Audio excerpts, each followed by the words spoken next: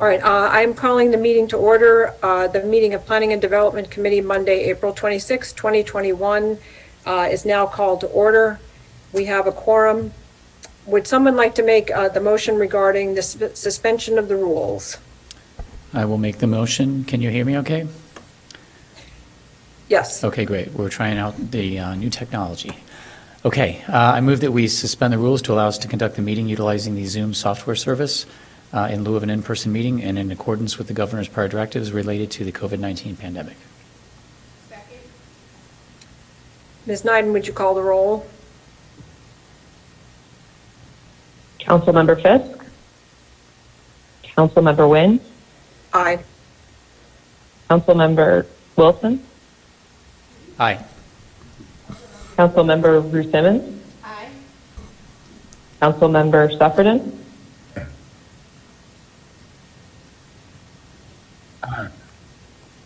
Councilmember Ravel, Aye. Councilmember Rainey. Aye. All right, thank you for that. Next up is approval of the minutes of the regular Planning and Development Committee meeting of April 12th, 2021. Move approval. I move approval. It's been moved and seconded. Ms. Nyden, would you please call the roll?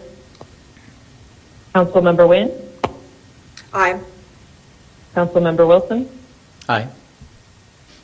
Councilmember Ruth Simmons, Aye. Councilmember Sufferton, Aye. Councilmember Ravel, Aye. Councilmember Rainey. Aye. All right, so we do have some public comment tonight, and I will call on those public commenters when we reach their item on the agenda.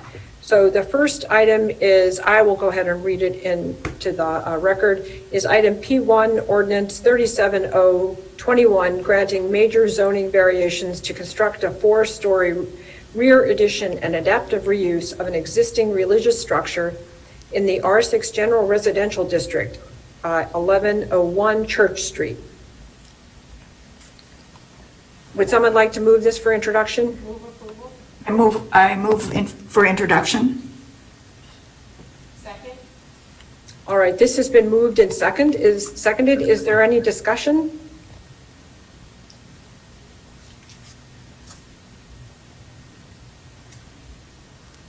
All right, can we take the roll? I think this is a really interesting, I'll just say a really interesting readaptive use of a wonderful old church right at the edge of our downtown, and I think that this is really going to fill in some much needed housing there as well. Very convenient to the downtown.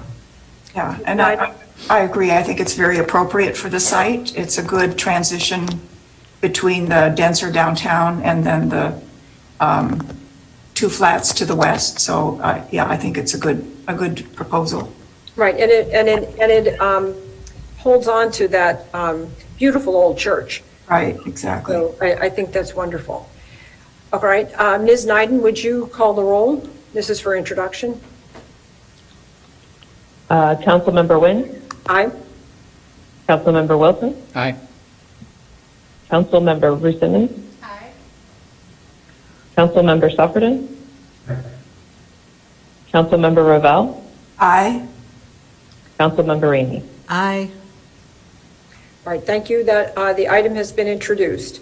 So the next item is P2, Ordinance 43021, granting a map amendment and major variations for 2030 Greenwood Street. I'll move introduction. Second. Okay. Any discussions, comments from anyone on the committee? So a question. Go ahead, Alderman Ravel. So are we taking two different votes, one on the map amendment and then a second one on the variations, or is it just all one big motion? Councilmember Ravel, I believe it's because it's one ordinance, it's one action, but I would ask Law to just weigh in to confirm that.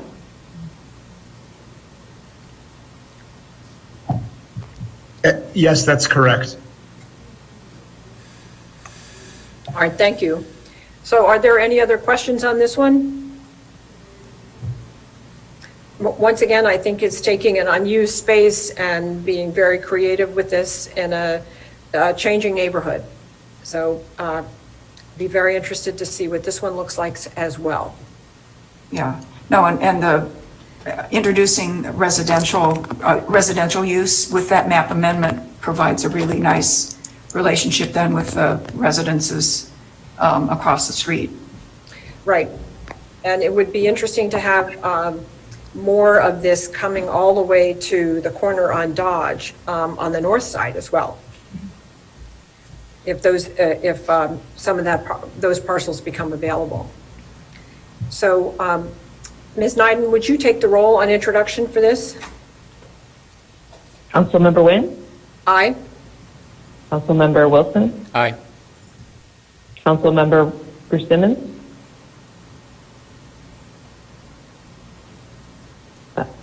Did you call me? I did. Aye. Councilmember Sufferton? Aye. Councilmember Ravel? Aye. Councilmember Rainey? Aye. All right. P2 has been introduced. Now we have item P3, ordinance 44021, amending Title VI of the City Code concerning wireless facilities. I move introduction. Second. All right. Any questions with respect to this? All right, Ms. Nyden, would you please call the roll? Councilmember Wynn? Aye. Councilmember Wilson? Aye. Councilmember Bruce Simmons? Aye. Councilmember Sufferton? Aye. Councilmember Ravel? Aye. Councilmember Rainey? Aye. All right, P3 passes. The next item is P4, ordinance 48021, amending Title VI, the zoning ordinance to eliminate the substitution of special use process, modify listed special uses in non-residential and non-university districts, establish an administrative review process, administrative review use process, and administrative review uses in non-residential and non-university districts. I move introduction. Second. Alderman Sufferton? I'd like to propose an amendment, and I spoke to Johanna about this earlier today, that we have this automatically sunset after 18 months. There would be a way to encourage people to get moving, which is what one of the purposes of this proposal is. So if you would all consider that, I would appreciate it. Alderman Sufferton, I think that's a good idea, but Ms. Nyden tells me that the legal department has another suggestion on this. Ms. Nyden? Well, this would be the planning and zoning staff. I chatted with them about this. Sorry about that. That we build it, that we build in similar to our inclusionary housing ordinance, that we revisit this in 2 years rather than sunset it. Make a plan to revisit it, because you could end up, if it sunsets, you could end up having some legal non-conforming uses. So when you put the different conditions on a property, and then they want to maybe change them, expand their hours, and then you sunset this, you could potentially be creating a legal non-conforming use if you change the code to sunset. So I think we've been doing this we're going to do this now for the inclusionary housing. We just revisited it, and it probably makes sense to just plan to revisit this. And if we need to make amendments to the text of the code, we could do that at that point. Is there a reason to do 2 years rather than 18 months? I think 2 years gives us a lot of time, flexibility. I think we're starting to hear things like, particularly because this is under the concerns of COVID and the pandemic fallout, that 2023 is the year that people are talking about some kind of normalization. Then maybe end of 2022. I wish we all had a crystal ball. I think 2 years is also a nice, easy number to remember versus 18 months. Okay. Well, I propose we do 18 months, but it needs a second anyway. Okay. We have a hand, Alderman Rainey? Yes, Madam Chairman, I just want to acknowledge the staff report here. It's excellent, just an excellent and thorough report, and I hope our new council reads it carefully because it just explains so much about the give and take and having special uses, and I just thought it was so thorough and just very excellent. I agree with you completely, Alderman Rainey. It really is an excellent explanation of a very complex topic. Right. So, Alderman Ravel. I'm just wondering, so Johanna, what kind of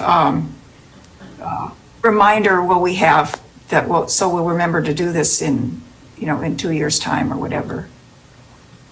I mean, is there I would ask maybe Law can weigh in if I think we've put something in the IHO before the inclusionary housing ordinance. I could look and see what that is in between now and council, unless Assistant City Attorney Brian knows what that is. But we could do something along those lines, or we could also just plan to we do maintain a calendar of things. We could calendar this out 2 years from now. I don't have an answer to that question off the top of my head. Put it on the Alderman calendar. Sufferton, I like the idea of reviewing this after a period of time. Can you elaborate on a little bit about what your concern is about 18 months versus 2 years? Well, the issue was raised in an email that I knew you all got from a constituent of mine, which was that this allows more latitude to staff than this particular resident was comfortable with. In my discussion this morning with Johanna, we decided a year wasn't enough time, and we didn't discuss 2 years. We had landed on 18 months, but if it has to be 2 years, I'd just love to hear a justification for that. I mean, if we do 18 months, we're at December of 2022. That seems like a reasonable time, unless there's some factor that I'm not taking into account, which I'm open to that possibility. But if it's something that we'd be looking at the end of the year of 2022, one of the first meetings of 2023, that seems appropriate to me. Alderman Wilson, did you raise your hand?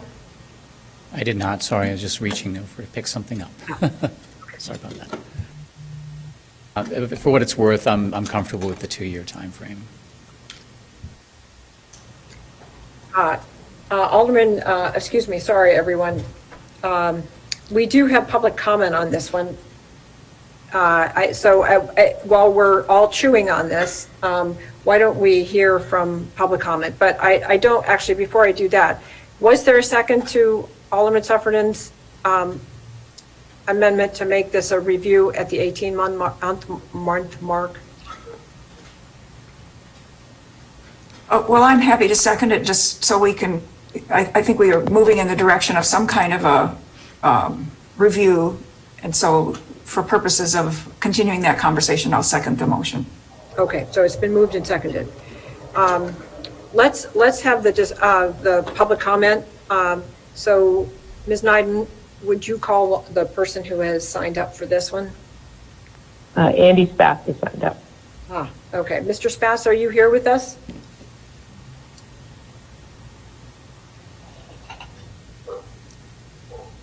Let's see. Mr. Spatz, are you there?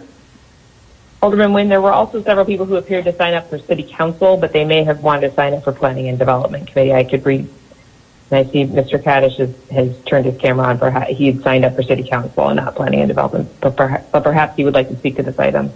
Okay, we'll see if Mr. Spatz shows up. Mr. Kaddish, did you want to speak to this item?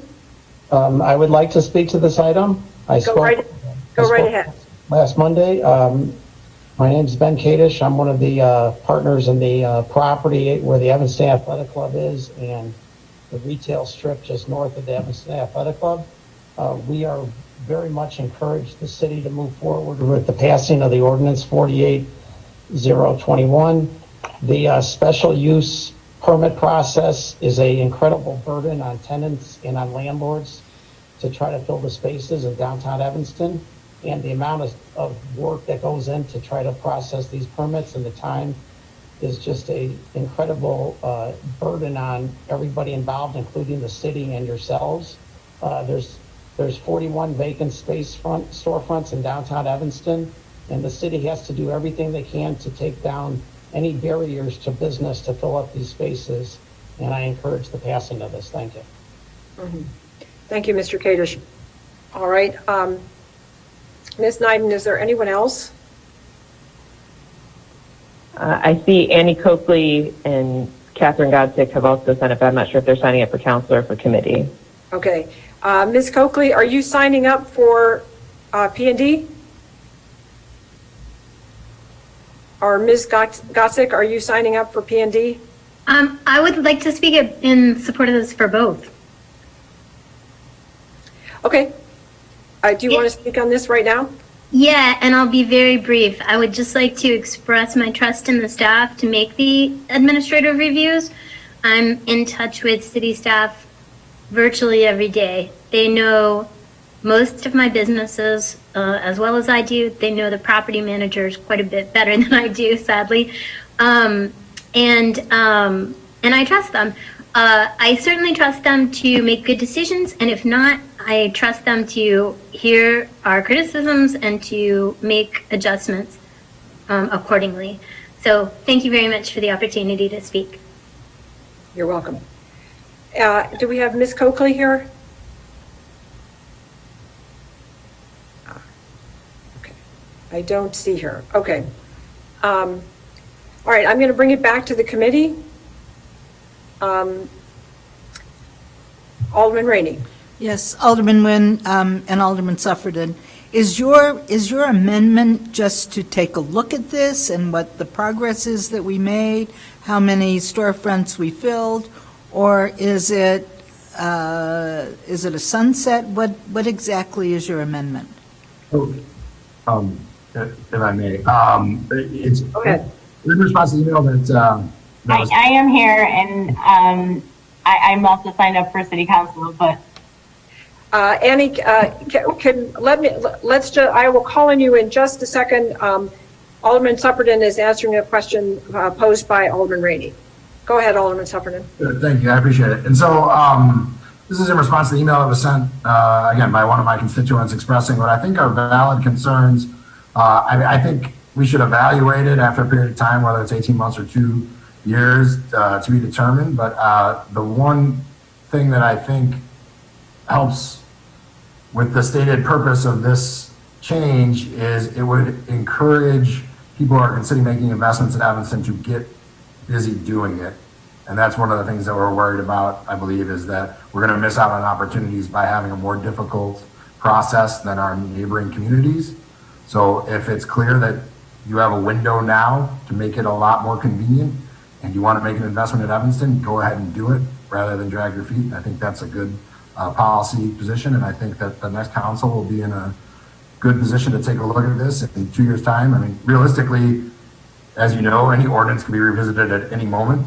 So having this on the calendar, I think, is good, and to Mr. Kadish's point, encourages people who are considering making investments to get busy doing it, which is what we want as we pull ourselves out of this current situation. Okay, thank you. Annie, would you like to speak? Annie Coakley? Hi, yeah, sorry everyone. I'm also speaking in support of this, and on the tails of what Alderman Sufferton just said, our businesses, small businesses have several choices of areas they can choose from because, we have a lot of vacancies in Evanston, but we are not alone. Communities all over have the same issue. So removing any barrier to bring businesses in and quickly is a definite bonus for downtown Evanston and all of the commercial districts of Evanston. All right, thank you. I'll go ahead and speak. I do think it's important to review this because it is a change, but when I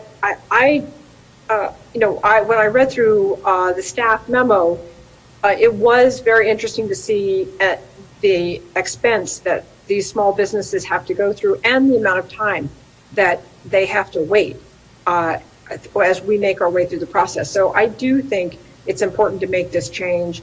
But I would opt instead, I'm not going to die on the sword, but I would opt instead for the 2-year time period, simply because I don't know that people are dragging their feet necessarily, Alderman Sufferton, but people are still figuring out the effects of COVID and where this is going to go for us. And so perhaps by having the review out a slightly later time, we will attract more people, because then they won't feel as though the window is going to close. Because, I mean, I am impressed that we have as many applications as we have right now. I think that's great. But I certainly want us to make sure that those barriers effectively stay down if that works. And I do generally trust the staff. I agree with Catherine Gottsick. Staff really does know our businesses and our communities. Alderman Ravel? Well, I'd be very comfortable with a 2-year review rather than the 18 months, if Alderman Sufferton would amend his motion. I don't know parliamentarily how we do this, but. Yeah, no, let's do 2 years. I mean, I think the important thing is that we'll have a meaningful set of data to work off of in 2 years to see if this is a change that should be permanent or if it's something that we should make a further adjustment. 2 years is fine. Okay, so staff, do you have a sense from us that, this is for introduction, that you could write something into the ordinance that calls for a 2-year review and it be placed on the city calendar, so like several months beforehand, the staff can start the review process, so that on the 2-year mark there can be a discussion at the council. Sure. And in the intervening discussion time, Sarah Flock shared the inclusionary housing ordinance language, and it reads, "The city will review the inclusionary housing ordinance regulations in 3 years from the effective date." So we can add that language to the ordinance. All right, and make it 2 years then. Right. Okay, so this has been moved and seconded. We've had the discussion. Ms. Neiden, can you call the roll for introduction? Excuse me, Chair Wynn, Brian George, the Assistant City Attorney. I believe that the motion was for 18 months. So if it was going to be for 2 years, then that motion would need to be amended. I'm sorry, Brian, I thought that I had made an amended motion. I moved that we adjust the period from 18 months to 2 years. Second. Okay, thank you, Attorney George. So now, Ms. Neiden, would you call the roll with the amendment added into it? Can we do that together, or do we have to vote on them separately? I believe we have to vote on them separately. Okay, so first let's vote on the amendment. For the amendment, Councilmember Fisk? Aye. Councilmember Wynn? Aye. Councilmember Wilson? Aye. He said aye. Aye. Councilmember Ruth Simmons? Aye. Councilmember Sufferton? Aye. Councilmember Ravel? Aye. Councilmember Rainey? Aye.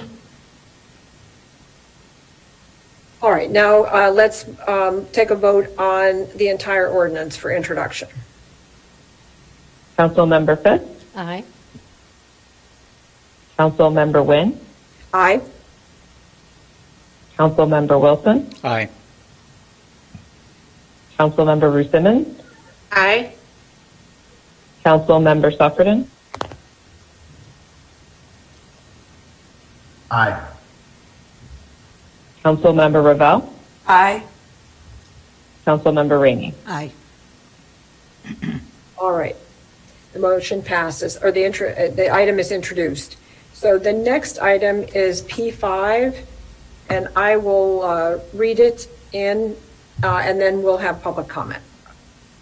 So P5 is ordinance 46021, amending portions of the city code to extend the expiration date of permitted uses within the U2 zoning district. I move introduction.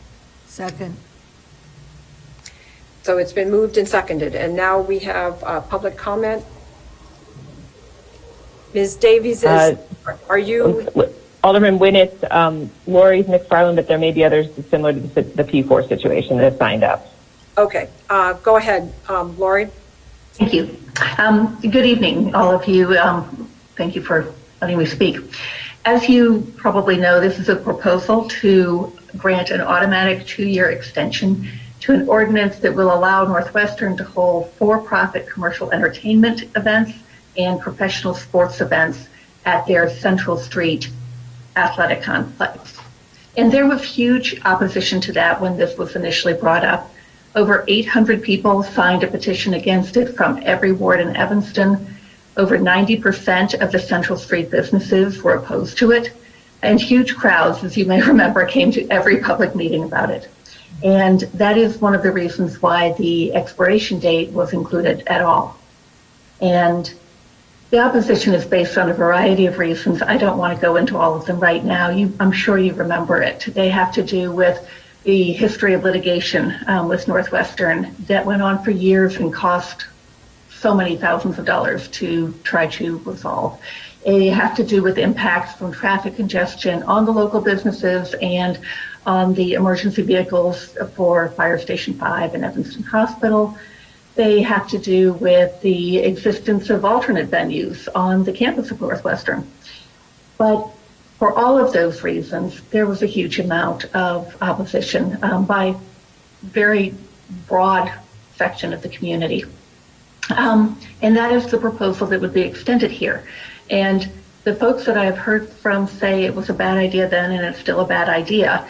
And especially considering that the expiration date was sort of a crucial part of the initial ordinance, that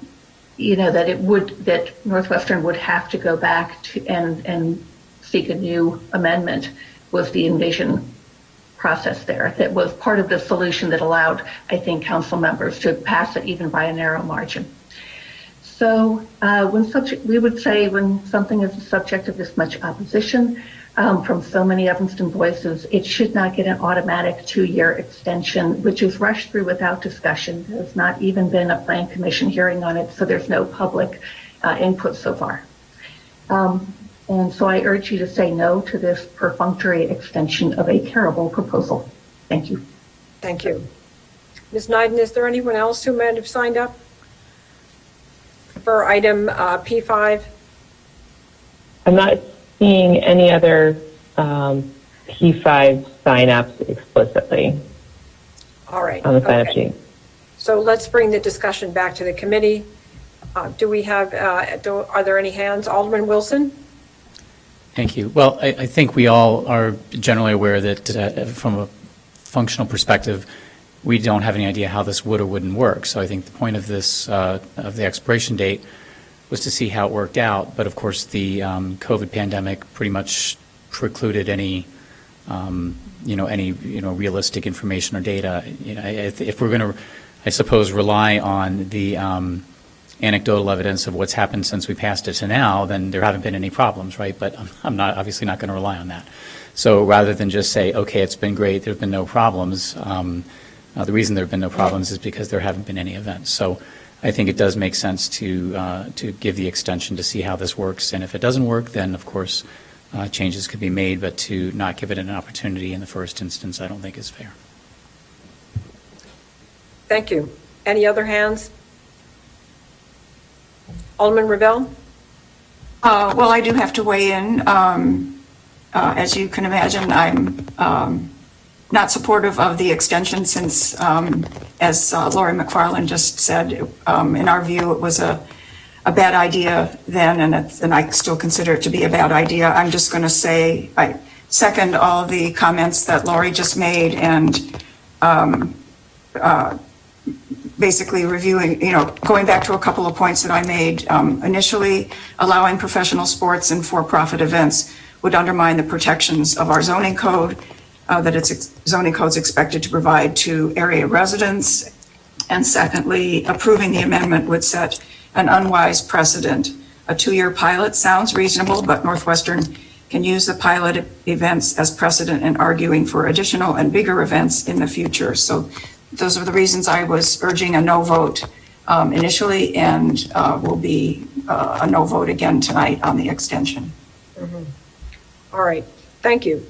Any other comments from the committee?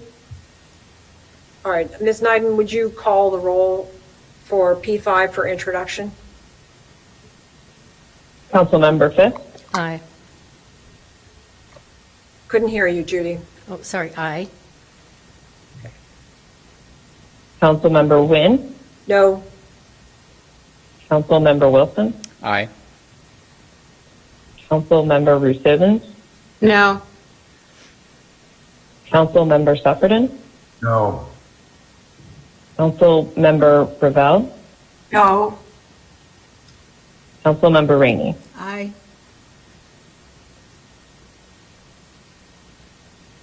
That's, motion fails 3-4. Okay, thank you.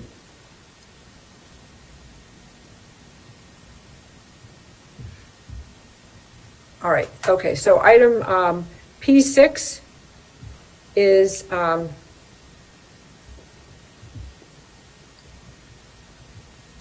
ordinance 19021, amending the City of Evanston's leaf blower policy. I move introduction for this. Second. There's a second. Okay. Second. Yes, and so I know we have public comment on this. Ms. Nyden, can you tell us who we have for public comment? I see Alex Elliott. So Nina Kraus was the first, and then, well, actually, she's the only one that signed up for P&D. Okay, I'm pretty sure Alex Elliott is here also on this issue. So why don't we go first with Ms. Kraus? Hello, thank you. I'm Nina Kraus. I am a professor at Northwestern University. I'm a biologist, and I study sound in the brain. So I am here as a resident in our beautiful Evanston, and as a scientist in our community to make a pitch for the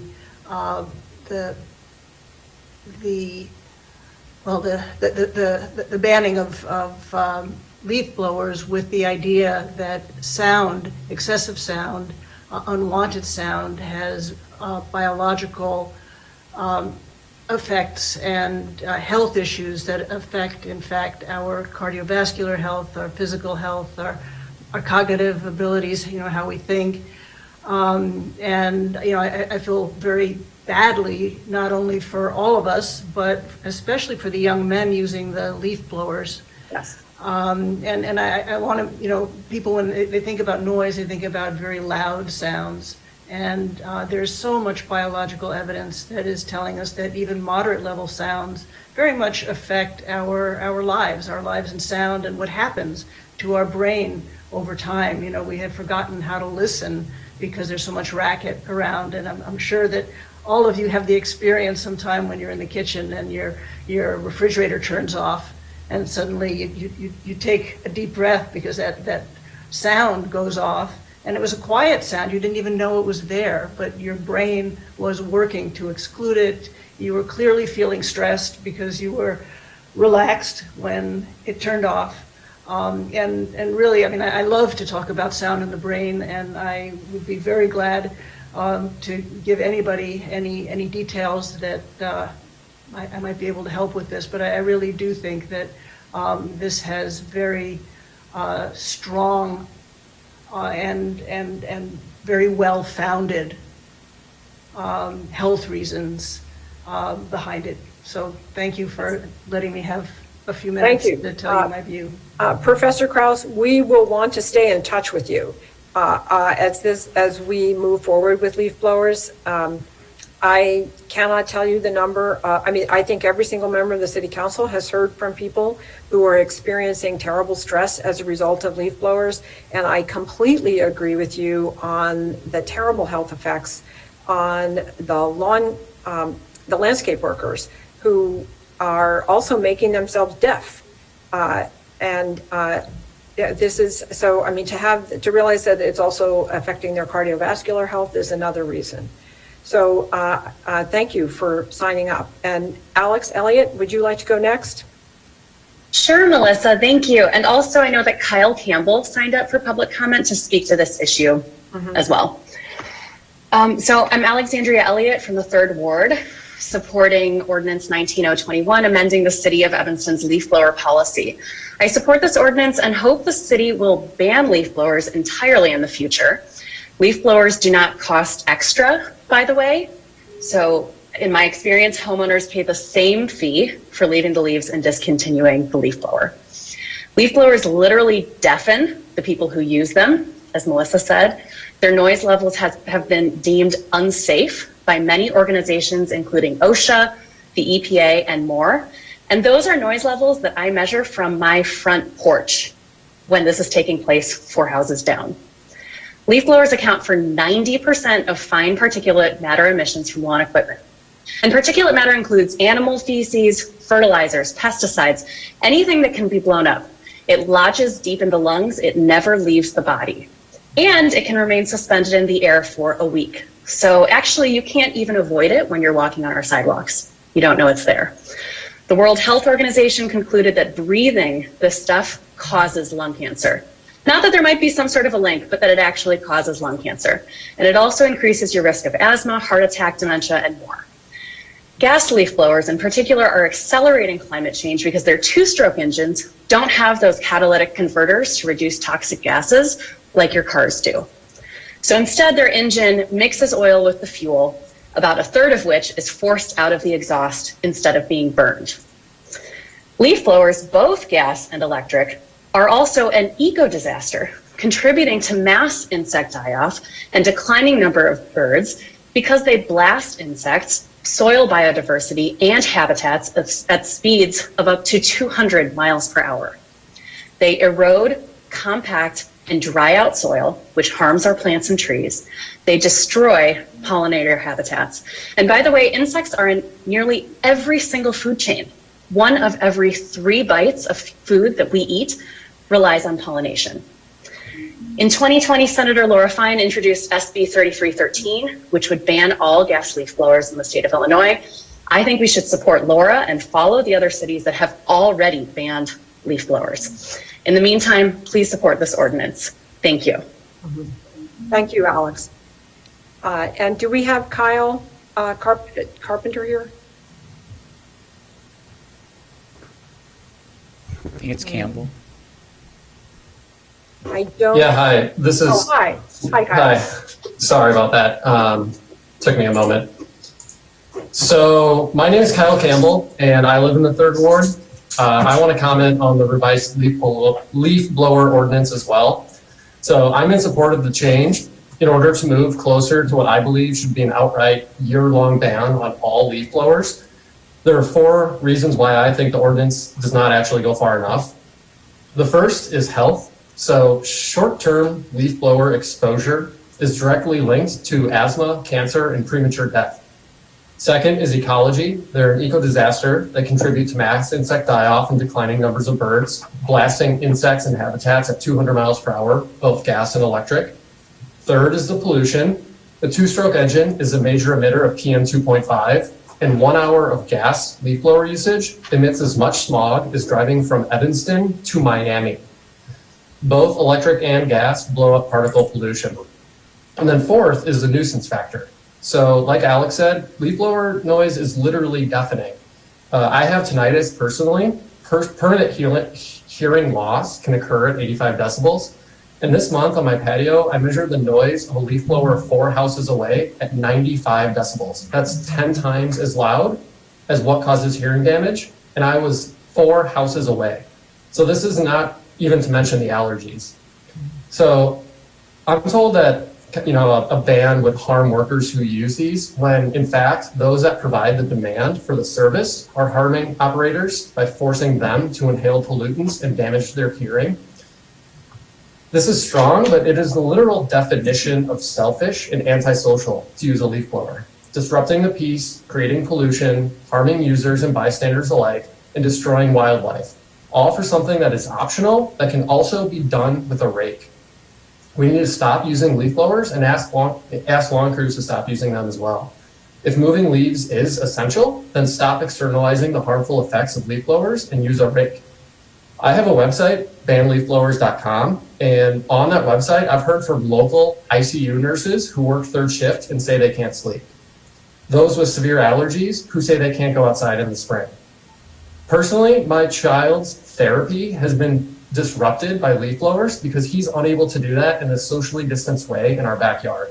My 1-year-old pokes his fingers in his ear and cries when our neighbors use leaf blowers. I know that sounds dramatic, but we live in a community, and the community should be for all. Neighborhoods serve the residents that live there. Lawn cares service neighborhood, lawn care companies service neighborhoods. Neighborhoods don't exist to serve lawn care companies. So I've heard also from people considering moving away from Evanston due to the cacophony. Cities all over the country have banned leaf blowers outright, and Evanston should too, in order to protect worker, citizen, and environmental health. Thank you very much, Mr. Campbell. All right, committee, any discussion? Alderman Ravel. No, we clearly need to approve this ordinance before us, and as the memo indicates, we are continuing to work towards an eventual year-round ban of